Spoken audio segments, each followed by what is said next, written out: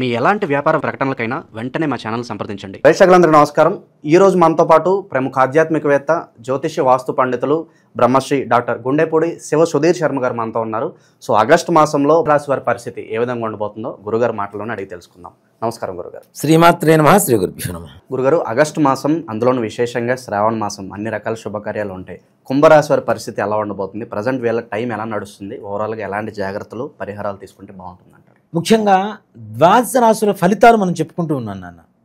ఈ ద్వాదశ రాశుల ఫలితాలు రాశి ప్రకారం ప్రతి ఒక్కరి జాతకం ఇలానే ఉంటుంది అని చెప్పడం అనేటువంటిది ఎక్కడా కూడా జ్యోతిష్ శాస్త్రంలో లేదు. ఒక రాశిలో కొన్ని కోట్ల మంది పుడుతూ ఉంటారు, అందరి జాతకం ఒకేలాగా ఉండాలని గ్యారంటీ ఎక్కడా లేదు. అలాగే మనం పుట్టినప్పుడు ఇప్పుడు ఏవైతే అనుకూలంగా ఉండేటువంటి గ్రహాలు ఉన్నాయో, ప్రతికూలంగా ఉండేటువంటి గ్రహాలు ఉన్నాయో, మనం పుట్టినప్పుడు లగ్నం నుంచి, రాశి నుంచి ఏ గ్రహాలు ఎక్కడ సంచారం జరిగిందో అది తెలుసుకుంటే రాశి ద్వారా గోచారం చెబుతున్నాం కదా, ఇది జరుగుతుందని చెప్పడానికి గ్యారంటీ తెలుస్తుంది. కుంభరాశి వాళ్ళు వీళ్ళది పరిపూర్ణ తత్వం అని చెప్తాం. ముఖ్యంగా తొణకరు దేనికి తొందరగా, కానీ అన్ని పీక్స్లోనే ఉంటాయి. భయం అలానే ఉంటుంది, ప్రేమ అలానే ఉంటుంది, కోపం అలానే ఉంటుంది, బాధ అలానే ఉంటుంది. ఏదొచ్చినా కూడాను ఎక్స్ట్రీమ్ లెవెల్లోనే చూపించగలుగుతారు వీళ్ళు. ఏదో కొద్దిగా చూపించడం. ప్రేమ కూడా ఎట్లా ఉంటుందంటే రావణాసుర కౌగిలి అంటాను చూడండి, రాక్షస కౌగిలి అని, అంత ప్రేమ ఉంటుంది. కోపం వస్తే కూడా విపరీతమైన కోపం, అది కూడా అర్థవంతమైనటువంటి కోపం. అసలు అర్థం లేకుండా ఉండే కోపాలు కొంతమందికి ఉంటాయి, చిన్న మాట కూడా చిరుబురులాడుతూ, అలా ఉండదు. ఎదుడు వాళ్ళని పరిపూర్ణంగా ఆకలింపు చేసుకొని దాంట్లో ఉన్న మాటలో చెడు ఎంతో మంచి ఎంతో చూసుకున్న తర్వాత ఆచితూచి ఆలోచించి మాట్లాడేటువంటి ఒక పరిపూర్ణమైనటువంటి మానవతా దృక్పథంతో ఉండేటువంటి వాళ్ళు కుంభరాశి వాళ్ళు. ముఖ్యంగా దీంట్లో వీళ్ళకి ఎలా ఉండబోతుంది ఆగస్టు మాసంలో అనే విషయానికి వస్తే, ఆగస్టులో కుంభరాశి వాళ్ళకి పూర్వకాలం కంటే, నేను చెప్తున్నా కదా నాన్న, చాలామంది భయపెడుతున్నారు. కుంభరాశి వాళ్ళకి జన్మంలో రాహు ఉన్నాడు, సప్తమంలో కేతు ఉన్నాడు, ఏళ్ళనాటి శని ఉంది, అష్టమంలో ఇది ఉంది, కుజుడు ఉన్నాడు, అది ఇదని భయపెడుతున్నారు. ఫస్ట్ మన శత్రువు ఎవరంటే మన భయం. మనలో స్టార్ట్ అయ్యి మనల్ని అంతం చేసేటువంటి ఒక కనపడకుండా ఉండేటువంటి ఒక ఆయుధం వ్యాధి అనుకోవచ్చు. వ్యాధి ఏంటి అంటే కేవలం భయం. ఎదురువాడు భయపెట్టే కొద్దీ మనం భయపడే కొద్దీ భయపెడుతూనే ఉంటారు. భయపడాల్సిన అవసరం లేదు. ప్రతి ప్రాబ్లంకి ఒక సొల్యూషన్ ఉంటుంది. తాళం చెవి రెండు ఒకటేసారి తయారవుతాయి. నేను చాలాసార్లు చెబుతూనే ఉంటాను. తాళం చెవి లేకుండా తాళం ఉండదు, తాళం లేకుండా తాళం చెవి ఉండదు. అలాగే కుంభరాశి వాళ్ళకి ముఖ్యంగా పంచమ స్థానంలో ఉన్నటువంటి గురుగ్రహ విశేషమైనటువంటి ఫలితం సంపూర్ణమైనటువంటి యోగదాయకంగా ఉండబోతుంది. ఇది ముఖ్యంగా ఇంట్లో పెద్దల మరియు ఈ కుంభరాశి జాతకుల ఆరోగ్య పరిస్థితి మాత్రం కొంచెం జాగ్రత్త. అధికంగా వేడి పెరగడం, రక్తపరమైనటువంటి సంబంధమైనటువంటి అనారోగ్యాలు ఉండడం, ఇది కొంచెం జాగ్రత్త వహించవలసినటువంటి పరిస్థితి. అధికమైనటువంటి కోపం. కుజుడు అంటేనే ఎక్కువగా క్రోధకారకుడు. ఈ క్రోధాన్ని ఎక్కువగా ఇస్తుంటాడు. అందులో జన్మంలో రాహు ఉన్నాడు, సప్తమంలో కేతు ఉన్నాడు. దీనివల్ల వైవాహిక జీవితమైనటువంటి విషయాల్లో కొంచెం జాగ్రత్తగా ఉండవలసినటువంటి పరిస్థితి. ఒక మాట, చిన్న మాట చిలికి గాలివాన అవుతుంటుంది. కాబట్టి కొంచెం జాగ్రత్త వహించవలసినటువంటి. మూడో వ్యక్తి ఇంటర్ఫియరెన్స్ ద్వారా ఏదన్నా ప్రాబ్లమ్స్ క్రియేట్ అయితే, ముఖ్యంగా వీళ్ళల్లో కూడాను పొట్టిగా ఎర్రగా ఉండేటువంటి వ్యక్తుల వల్ల ఎక్కువగా ప్రమాదకరమైనటువంటి పరిస్థితులు కనబడుతూ ఉన్నాయి. అట్లాగే పొట్టిగా కొంచెం కలర్ తక్కువగా ఉండేటువంటి వ్యక్తుల వల్ల కూడా ఎక్కువ ప్రమాదకరమైనటువంటి పరిస్థితులు. మూడో వ్యక్తులు అంటే ఏం లేదు నాన్న, భర్త లేనప్పుడు భార్యకు ఒక మాట చెప్పడం, భార్య లేనప్పుడు భర్తకు ఇంకో మాట చెప్పడం, ఇలా గొడవలు పెంచడం. ఇలానే కాదు, దీంతో పాటు ఇంకోటి కూడా చెప్తున్నాను, ఇల్లీగల్. ఇప్పుడు ప్రధాన అంశం కూడా ఇప్పుడు ఇది చాలా ఇల్లీగల్కి సంబంధించినటువంటి విషయాల్లో కూడా కొంచెం జాగ్రత్త పడవలసినటువంటి పరిస్థితులు ఉన్నాయి. అంటే కొంచెం ఫ్రీడమ్ ఇస్తే చాలు, స్వతంత్రం ఇస్తే చాలు, వీళ్ళ కాపురంలోకి లోపల మధ్యలోకి జొచ్చుకుంటూ వెళ్ళిపోతాం. సో ధన నష్టం, పరువు నష్టం కూడా జరిగే అవకాశాలు ఉన్నాయి. కాబట్టి ఎన్ని గొడవలు ఉన్నా ఇంట్లో భార్యాభర్తను మీరు మాత్రమే పరిష్కరించుకోవడానికి ప్రయత్నించండి. పక్క వాళ్ళ దగ్గర సలహాలు అడగొద్దు. పక్క వాళ్ళకి ఈ అసలు శాస్త్రం కూడా అదే చెబుతుంది, నీతి శాస్త్రంలో కూడా. ఆయుర్విత్తం గృహశ్చిద్రం అంటే ఇంట్లో ఉండేటువంటి లోటుపాట్లు ఏవైతే ఉంటాయో అవి ఎవ్వరికీ చెప్పొద్దు అని చెప్పేదే శాస్త్రం. కాబట్టి అలాంటివి చెప్పకుండా గుమ్మనంగా ఇంట్లో మీకు మీరే మాట్లాడుకొని సమస్య పరిష్కారం చేసుకోవడం అనేటువంటిది సూచించదగినటువంటి. ఆర్థిక పరిస్థితి ఎలా ఉండిపోతుంది? ఆర్థికంగా బ్రహ్మాండంగా, కానీ అప్పులు ఇవ్వకండి, అప్పులు తీసుకోకండి ఒక్క నెలలో మాత్రం పొర్రపాటున కూడా. ఆ విధంగా చూసుకుంటే నష్టం వస్తుంది, కానీ అప్పులు తీర్చడానికి కావాల్సినటువంటి ధనం మాత్రం మీ చేతికి రాబోతుంది. అలాగే గృహపరమైనటువంటివి ఏవైనా ఇల్లు కొనుక్కోవాలి, కట్టించుకోవాలి, ఈ నెలలో స్టార్ట్ చేయండి. మీరు అనుకున్న దానికంటే ఫాస్ట్గా, తొందరగా, అతి శీఘ్రంగా మీకు పనులు పూర్తిగా అవుతాయని చెప్పడంలో ఏమాత్రం కూడా సంశయం. ఇక నిరుద్యోగులు, వ్యాపారస్తులు వీళ్ళ పరిస్థితి ఏంటి? వ్యాపారస్తులకు కూడా బాగుంటుంది నాన్న. డబ్బు పరంగా ఎక్కడా పెద్దగా లోటుపాట్లు ఏమి ఉండవు, వీళ్ళకి లోట్లు ఏం లేవు. కానీ ఉద్యోగస్తుల వ్యవహారానికి వచ్చేసరికి ఉన్నత అధికారుల ఆవేశానికి లోనైనటువంటి అవకాశం ఉంది. కానీ నిదానంగా వాళ్ళతో కూడా ప్రేమగా కలివిడిగా మాట్లాడుతూ ఉంటే మీరు అనుకున్న దానికంటే మంచి ఫలితాన్ని పొందవచ్చు. ఇప్పుడు మీకు ప్రమోషన్ వస్తుంది, ఇప్పుడు 50,000 జీతం ఉంది, ప్రమోషన్ వస్తే ఇంక 20,000 పెరుగుతుందిరా అనుకునేటువంటి పరిస్థితుల్లో మీ ప్రవర్తనను బట్టి అధికారుల దగ్గర మీరు 70,000 ఇంకో 20,000 ఎక్స్ట్రా ఏదన్నా ఎక్స్పెక్ట్ చేసినా, ఊహించినా దానికి మించి రెండింత ఎక్కువ వచ్చేటువంటి అవకాశం ఉంది. అది కేవలం మీకు ఉండేటువంటి ఆవేశాన్ని కంట్రోల్ చేసుకుంటూ ఈ ఉన్నత అధికారులతో ప్రేమగా మమేకమై మాట్లాడుతూ కలివిడిగా ఉన్నటువంటి వాళ్ళతో పనిచేసుకుంటూ వెళ్ళిపోతే తప్పనిసరిగా మంచి ప్రమోషన్స్ వచ్చేటువంటి అవకాశం ఉంది. ప్రజెంట్ ఉన్న గ్రాస్థితి బట్టి అప్పు చేసి వ్యాపారం పెట్టినా కూడా కలిసి వస్తుందంటారా? అప్పులు అదే చెప్పింది నేను. అసలు ఈ నెలలో అప్పు చేయటం కానీ అప్పు ఇవ్వడం కానీ ఈ నెలలో చేయొద్దు. అప్పు తీర్చడం ఒక్కటే చేయండి. అప్పు చేయొద్దు, అప్పు ఇవ్వద్దు. ఈ రెండు చేశారా ఇచ్చిన వెనక్కి రావు, తీసుకున్నవి తీర్చడం మరలా కష్టం అవుతుంది. మీ దగ్గర ₹1,00,000 ఉన్నా ₹1,00,000 అప్పు మాత్రం తీర్చదు, అట్లానే ఉండిపోతుంది. ఇక శుభకార్యాల పరిస్థితి ఏంటి? ప్రత్యేకంగా పెళ్లి చూపులకు వెళ్ళే వాళ్ళకి ఏదైనా జాగ్రత్తలు చెప్తారా? ముఖ్యంగా చెప్పాలంటే వివాహ ప్రయత్నాలు ఏవైతే ఉన్నాయో ఈ నెలలో అంతగా పెద్దగా కలిసి రావు, కానీ కొంతవరకు శుభసూచకం కనపడుతూ ఉంటుంది.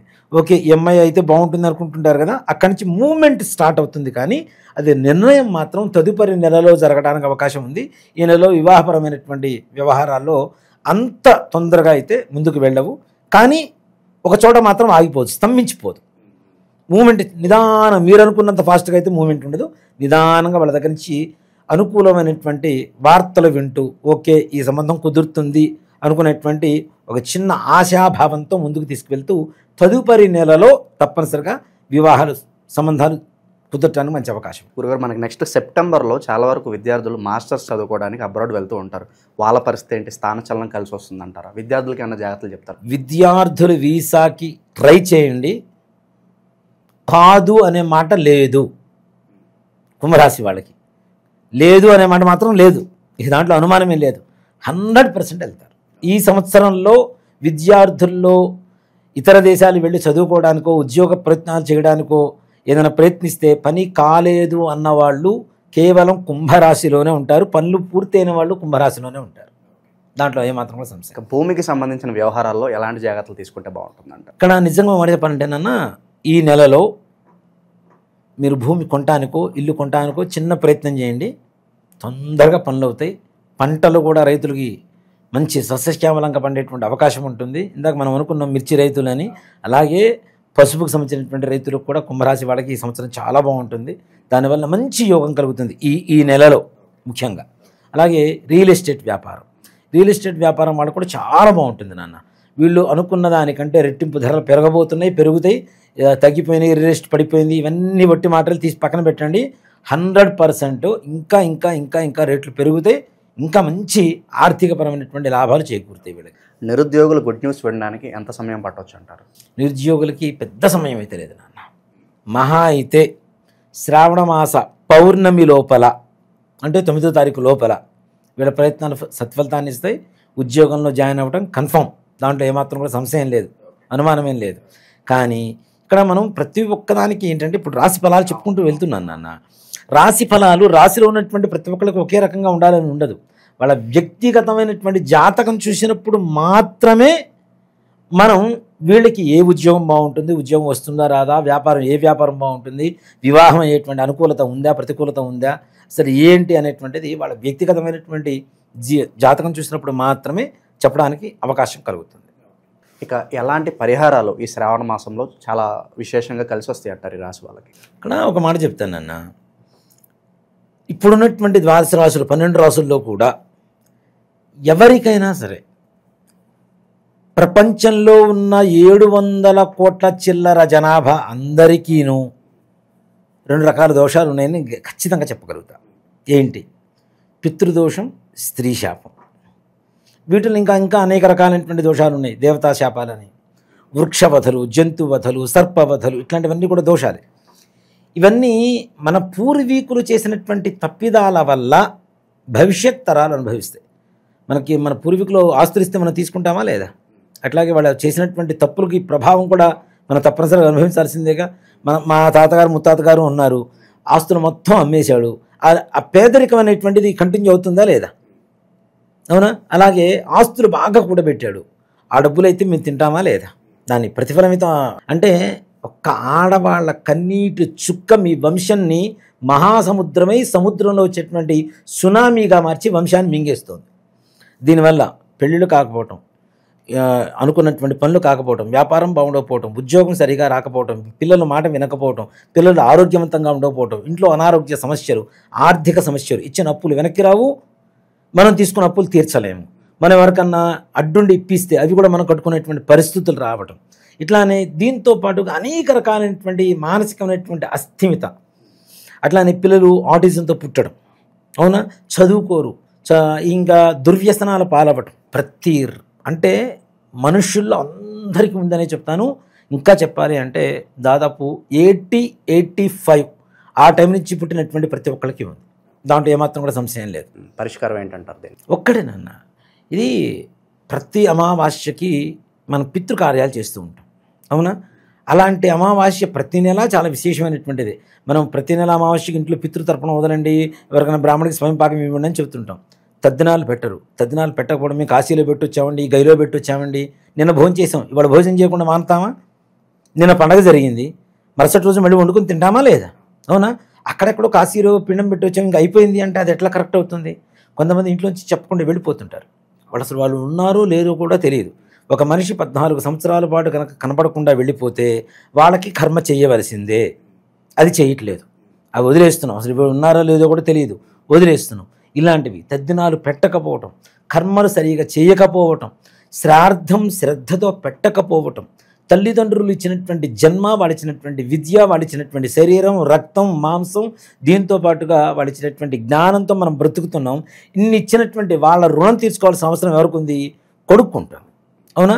ఇలా కొడుకు చేయకపోవటం వల్ల కొడుకులు పుట్టకుండా కేవలం కూతుళ్ళే పుట్టేటువంటి దోషం కూడా ఈ దోషం ద్వారా కనబడుతూ ఉంటుంది. అంటే ఇక వంశం లేదుగా. నెక్స్ట్ ఇంటి పేరు ఎక్కడుంది? ఆడపిల్లలే పుడితే ఇంకో ఇంటికి అమ్మాయిని ఇస్తావు, అమ్మాయి ఇంటి పేరు అబ్బాయి ఇంటి పేరు అవుతుంది, కానీ నీ ఇంటి పేరు లేదు కదా, అయిపోయింది కదా, శాశ్వతంగా నీ వంశం నిరవంశం అయిపోతుంది. ఇలా అసలు పిల్లలు పుట్టకపోవటం కూడా, అనుకున్న పని ఏ ఒక్కటి పూర్తి కావటం లేదా. సింపుల్గా చెప్పాలంటే ప్రశాంతంగా మీ జీవితంలో లేరా అంటే మీ వంశంలో, మీ పూర్వీకుల్లో ఆడవాళ్ళు మగవాళ్ళు 60 ఏళ్ల లోపల heart problem, kidney problem, liver problem, brain stroke, suicide, accidents, cancer, ఇట్లాంటి కారణాలతో చనిపోయారు. మీ పూర్వంలో 2 వేసి పెళ్ళిళ్ళు చేసుకున్నారు, ఇంట్లో భార్య ఉండగా కూడా ఇల్లీగల్ కాంటాక్ట్స్ పెట్టుకొని ఇంట్లో ఉన్న ఆడవాళ్ళని బాధ పెట్టారు. భర్త ద్వారా భార్య కావచ్చు, అత్తమామల ద్వారా కోడలు కావచ్చు, ఆడపడుచు ద్వారా వదిన కావచ్చు, వదిన ద్వారా ఆడపడుచు కావచ్చు, మరుదుల ద్వారా బావల ద్వారా మరదలు కావచ్చు. ఇలాంటి వాటికి ప్రతి నెల అమావాస్య మా ఆధ్వర్యంలో జరుగుతూ ఉంటుంది. తప్పనిసరిగా గోకర్ణంలో మహాబలేశ్వరుడి చెంత ఈశ్వరుడు ఆత్మలింగం, ప్రపంచంలో ఇంకెక్కడా లేనటువంటి ఒకే ఒక్క చోట ఉన్నటువంటి ఆత్మలింగం గోకర్ణ క్షేత్రంలో మాత్రమే ఉంది. అక్కడ చాలామంది కూడాను ఈ మన సామూహికమైనటువంటి శ్రాద్ధాలు అవి చేస్తుంటారు. దయచేసి మీరు చేయించుకోపోయినా పర్లేదు, సామూహికమైనటువంటి శ్రాద్ధాలు పెట్టవద్దు. దానివల్ల వచ్చేటువంటి మంచి ఫలితం కంటే చెడు ఫలితాలు ఎక్కువగా ఉంటాయి. ఈ వెబ్సైట్లు అవన్నీ కూడా చాలా క్రియేట్ చేసి చాలామంది చేస్తున్నారు, అవి కూడా వాటిలో ప్యాకేజీలు పెడుతున్నారు. అవన్నీ కరెక్ట్ కాదు నాన్న. రాండి, తప్పనిసరిగా సశాస్త్రీయంగా ఎవరైతే బ్రాహ్మలు ఉంటారో, కర్ణాటకలో అందరికీ తెలుసు జంగం వాళ్ళు ఎక్కువ మంది ఉంటారు. జంగం వాళ్ళు కాదు, బ్రాహ్మలే, జంగం వారే. సో కాబట్టి బ్రాహ్మలు చేసేటువంటి విధానంగా సశాస్త్రీయంగా అక్కడ తప్పనిసరిగా పూజ చేయించుకొని మన దగ్గర నుంచి బస్సులో నుంచి బయలుదేరుతుంటాం. ఇక్కడ నుంచి ప్రతి నెల అమావాస్య ముందు రోజు బయలుదేరుతాం, అమావాస్య రోజు పూజ అక్కడ. అందులో ఈ శ్రావణ బహుళ అమావాస్య మఖా నక్షత్రం కలిసి వచ్చింది. ఈ ఈ దోషాలు ఉన్న వాళ్ళ వంశంలో మఖా నక్షత్రంలో పుట్టేవాళ్ళు కూడా కొంతమంది ఉంటారు. మఖా నక్షత్రం కలిసి వచ్చినటువంటి అమావాస్య, శ్రావణ బహుళ అమావాస్య చాలా విశేషమైన ఈ ఆగస్టు మాసంలో వచ్చే అమావాస్య. ఈశ్వరుడికి, వెంకటేశ్వర స్వామి వారికి, లక్ష్మీదేవికి, గౌరీదేవికి, పితృదేవతలకి, చంద్రుడికి, ఇంతమందికి ఇష్టమైనటువంటి మాసం ఇది. ఇంతమంది మాసం ఇష్టమైనటువంటి దేవతలకి ఆరాధనకి అర్హత కలిగినటువంటి మాసంలో శ్రావణ బహుళ అమావాస్య ఆగస్టు 23వ తారీఖు అయింది. 22వ తారీఖు ఇక్కడ బయలుదేరుతాం. 23వ తారీఖు పూజ ఉంటుంది. మరలా చేయించుకొని 24వ తారీఖు ఉదయం 11 గంటల గల హైదరాబాద్లో ఉంటాం. కాబట్టి రావాలనుకున్నటువంటి వాళ్ళు అందరూ రాండి తప్పనిసరిగా. నా ఆధ్వర్యంలో, అంటే నేను చేయించడం కాదు, నేను అక్కడ బ్రాహ్మణులు పెట్టి చేయిస్తూ ఉంటాం. తప్పనిసరిగా నేను కూడా కలుస్తాను మిమ్మల్ని అక్కడ. తప్పనిసరిగా రాండి. రావాలనుకున్న వాళ్ళు దయచేసి సామూహికంగా చేయించుకోవద్దు. సో కాబట్టి దీనికి ప్రత్యక్ష నిదర్శనం ఇంకోళ్ళు కాదండి, నాకు నేనే 2018లో నేను చేయించుకున్నాను. నాది శబరి తత్వం. నాది భక్తి అంటే శబరి తత్వం. రాముడికి పండ్లు ఇచ్చేటప్పుడు ఆవిడ ఎంగిలి చేసి బాగుందా లేదా అని టేస్ట్ చూసి మరీ ఇచ్చింది. నేను చేయించుకున్న తర్వాత నాకు బాగుంటే మిగిలిన జనాలకు చెప్తా. నేను తినకుండా పండు బాగుంది తిను అంటే అది ఎంతవరకు? అవునా? అది మొహమాటానికి వగరుగా ఉన్న తీయగా ఉందని చెప్తారు. అలా కాదు, నేను అనుభవించాను కాబట్టి ఎదుటి వాళ్ళకి చెప్పడానికి నాకు అర్హత కలిగింది. మనం అనుభవించిన తరువాత, మనం చేసిన తర్వాత చెప్పడం అనేటువంటిది ధర్మం. కాబట్టి నేను చేయించుకున్న నా జీవితం సంపూర్ణంగా అక్కడ ఉన్నటువంటి మహాబలేశ్వరుడు అనుగ్రహంతో నా జీవితం మహాబలంగా తయారైంది. అందరికీ తెలిసిన విషయమే. ముఖ్యంగా మన దీనేమంటారు, మినపవడలు ఉంటాయి. మినపవడలు తీసుకోండి, దాన్ని పెరుగులో నానవేయండి. ఆవడ అంటాం మనం, అవునా? కొద్దిగా ఆవు పిండి వేసి, పసుపు, తర్వాత కొద్దిగా ఉప్పు వేసి పెరుగులో ఈ వడల్ని తీసుకెళ్ళి దాంట్లో నానబెడతాం. ఆవడలు అంటాం. అలాంటి ఆవడలు 18 శనివారం ఒక్కొక్కళ్ళు 2-3 ముష్టి వాళ్ళకి పంచిపెట్టండి పెరుగుతో పాటుగా. ఇక్కడ ఏదైతే పనులు అవ్వట్లేదు అనుకుంటారో, పెరుగుతో కలిగినటువంటి ఆవడలు ఏవైతే ఉంటాయో, మానసికమైనటువంటి అస్థిమితత, కార్యదక్షత 2 కూడా పరిపూర్ణంగా పూర్తవుతాయి. ఓకే. ఓవరాల్గా కుంభరాశి వారి పరిస్థితి ఈ మాసం ఏ విధంగా ఉండబోతుందో మీ మాటలు అద్భుతంగా వివరించారు. ధన్యవాదాలు గురు. శ్రీమాత్రే నమః. శ్రీ గురుభ్యో నమః.